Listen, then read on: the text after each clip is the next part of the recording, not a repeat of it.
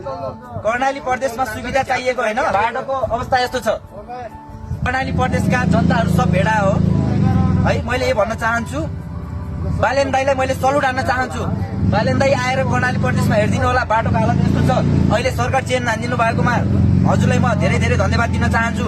अहिलेको यहाँका डोल्पाका नेताहरू हेर्नुहोस्, उही भेडा नेताहरूलाई जिताएर परिवर्तन कहिले सफल हुन्छ। मैले के भन्न चाहन्छु भनेपछि बालेन दाई, रवि दाईलाई मैले सल्युट हान्न चाहन्छु।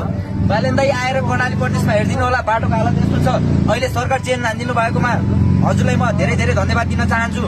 त्योमा म पनि खुसी छु। सच्चा युवा भनेको म जस्तो युवा हुनुपर्छ, प्रत्यक्ष घन्टीमा भोट हालेको।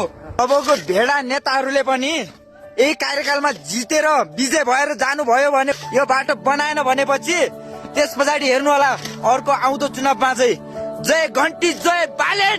मेरो अवस्था मात्रै होइन, यहाँ प्यासेन्जरहरूको पनि अवस्था हेर्नुहोस्। काम गरेर चाहिँ हिँड्नु भएको छ। यो नेताहरूले के गरेछन् अहिलेसम्म? केही गर्नु सक्नु भएको छ? एम्बुलेन्स पनि तल अड्किरहेको छ, बिरामी ल्याउन जान लागेको एम्बुलेन्स।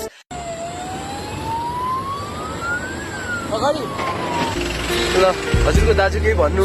बाटोको अवस्था यस्तो छ हेर्नुहोस्, बिरामी ल्याउन गइरहेको एम्बुलेन्सको अवस्था पनि यस्तै छ। के अरे एम्बुलेन्स त सच्चा छ, सबै सच्चा छ। सिर्फ के गरिदिनु होला भनेपछि स्थानीय नेता लगायत डोल्पाका सबै नेताहरूले यो बाटो चाहिँ बनाइदिनु होला। बिरामी लिनु गएको एम्बुलेन्सलाई कति मार पर्यो होला, बिरामीको अवस्था कस्तो होला। म यही भन्न चाहन्छु, यो भिडियो चाहिँ सबै सियो डोल्पालाई पुगोस्। सल्युट हान्छु म बालेन दाईलाई। यो बाटोको बारेमा के भन्न चाहनुहुन्छ तपाईँहरू? के भन्नु नि, मासले नेताहरूले बाटो नबनाएर खतम भएछ। एम्बुलेन्स ड्राइभर जी अलिकति के भन्नु पर्यो? धेरै ल्याउनु सुधार ल्याउनु पर्यो यो बाटो। बिरामी लिएर आयो, एम्बुलेन्स हेरेन अब यहीँ फसिरहेछ। यस्तो बाटोमा त अवस्थै गाह्रो छ। अवस्था एकदम अवस्था गाह्रो छ। बिरामीको मान्छे तपाईँ हुनुहुन्छ?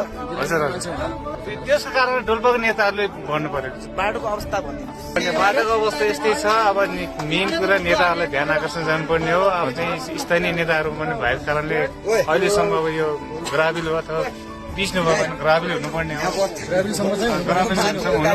हुनुपर्ने होइन।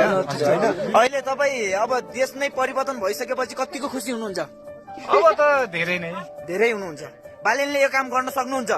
बालेनले भन्दा पनि अब नै एकचोटि आएर हेरिसकेपछि बालेनले अब डोल्पालीले नेता चुन्यो हेर्नुहोस्, डोल्पा परिवर्तन त आफै त्यतिकै भइहाल्छ, हो कि नै भन्नुहोस् त?